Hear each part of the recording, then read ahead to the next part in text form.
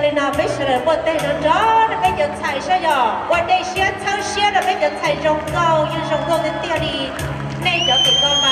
，3点那有点高，那chỉ bỏ cái rong đó chỉ có tụi nó tận đó mà,那bỏ rong của lý gia gì, tụi nhau thì là những chiếc khí trên đó đó, bây giờ thành phố mà rong cao cái tiền đi, nhưng giờ ít họ chỉ bảo cá thì giờ xài được từ từ thì cái nào rong cao chỉ xử lý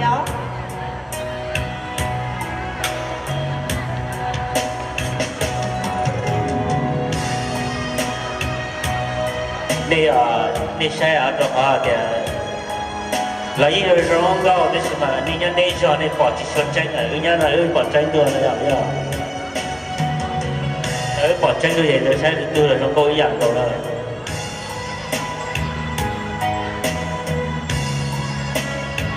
đi đây mình xài hậu này Russia thế này là nhiều lên từ từ đi xài hay thì vô lòng một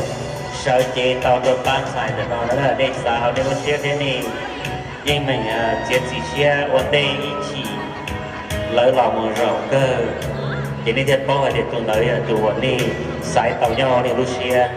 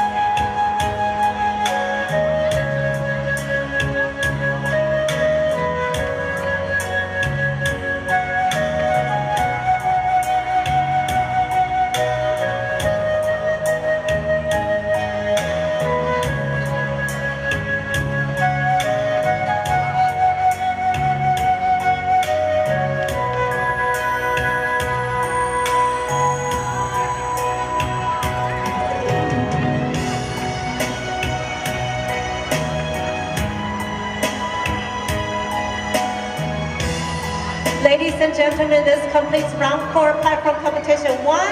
Ý lần gì vấn đề đầu tiên nó đó là với nhân tài.